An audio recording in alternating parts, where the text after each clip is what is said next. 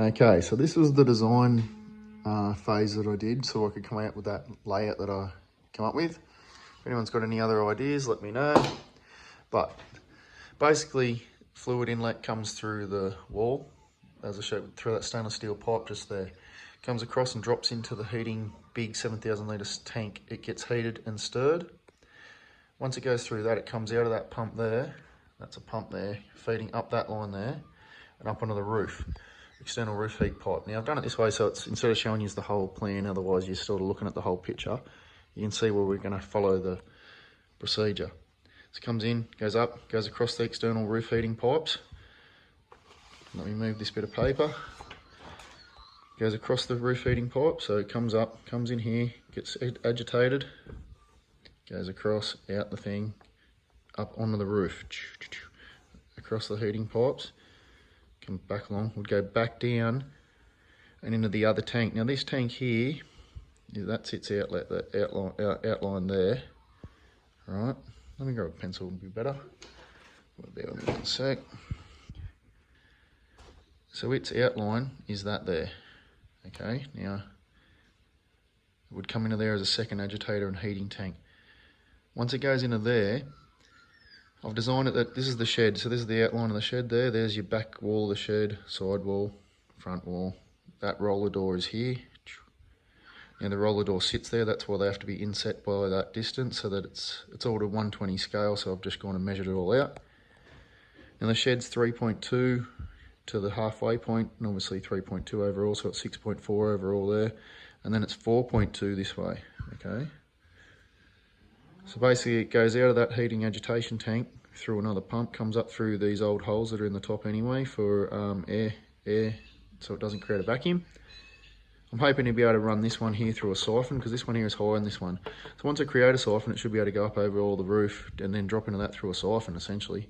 I'll have a pump there as well. Comes up out of this one, gets pumped, goes from the pump across to the first.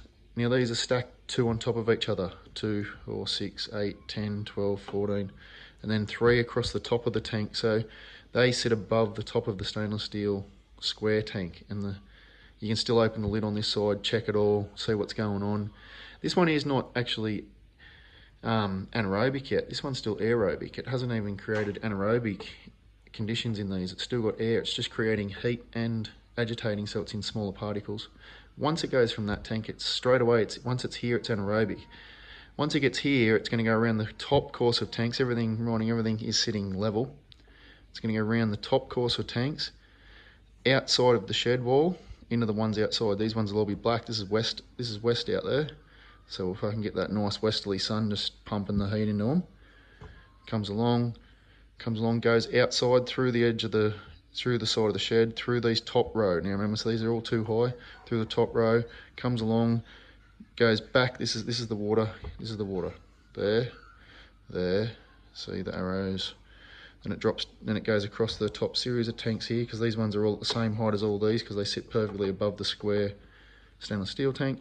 Comes in, it drops down, and goes into the bottom series of tanks. And once it goes into the bottom series of tanks, we'll have to have some sort of checkpoint here and somewhere it doesn't create a vacuum. If it creates vacuum, then it'll create a siphon and siphon all these out into the bottom row of tanks, so therefore it has to have an overflow point there that drops down into a pipe, goes down, comes across into these ones, goes around the bottom ones here, so you've got another 1, 2, 3, 4, 5, 6, 7, and then pops out. Now the excess water will then pop out. The excess fluid pops out here, you see. So once it's come in, doing up, across, agitated, heated again, heated here, agitated, heated, agitated, in, anaerobic. 1,000, 2,000, 3,000, 4,000, 5,000, 6,000, 7,000, 8,000, 9,000, 10,000 litres of storage on the top level. Drops down 11, 12, 13, 14, 15, 16, 17,000 litres of anaerobic tanks. Remembering them two aren't anaerobic, aerobic.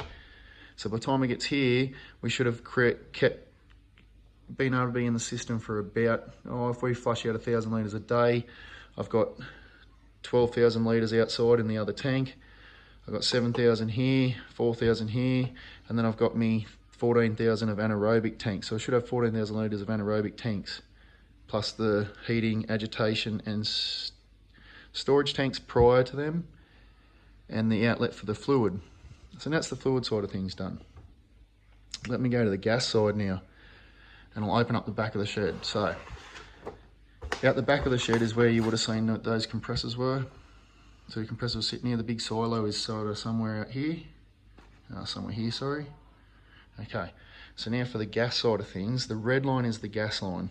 So from each of our tanks on the top line, it will go all the way across the top. It hits each of the top of the valves. The gas obviously rises to the topmost points. So there, the cap is the highest point. Comes up, comes out, runs down the line, obviously up, goes through all these, comes all the way down here, and gets fed out through this system here. It then goes. Now let me stop there first. Actually, imagining the whole thing's linked. So this one here goes out. But then the bottom row also has the same system, and it goes out.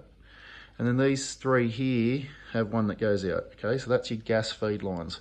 Your top row, your bottom row, and your three across here. That's all the anaerobic, so there's no gas coming from there and there, so I don't have to run gas lines off them, obviously. Okay, so the gas line feeds down here, comes through, comes into your, needs to go through a water trap, obviously, just to separate that water and that gas to just get any excess liquid out. Then we need to go into the gas scrubbers to get the other shit out. Can't remember what it's called, fuck's sake.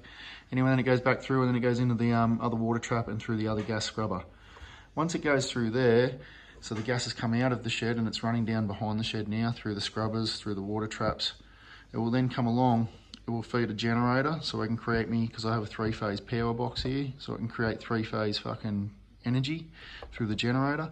I was thinking about swapping these around. That may be the one thing you may point out to me, because if the generator's here, there's less spark at this end, so therefore we've only got really, you know, spark and fuel and whatever you want to call it of compression up here, and this is just a gas end. Okay, so the gas could come out, go through the line, through the scrubbers, through the traps, through the compressors, keep going to the generator sits here, but the compressors sit here, and the compressors then compress the gas, as you can see, compress the gas, and feed it back into my gas cylinder storage.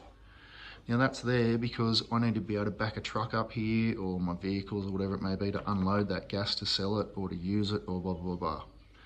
I also need that there because I need to be able to back a truck up, ute up, tractor with the trailer on to unload the fluid for fertiliser, and that's where the driveway comes past. So, you know, fuck, keep it over there, won't get bogged.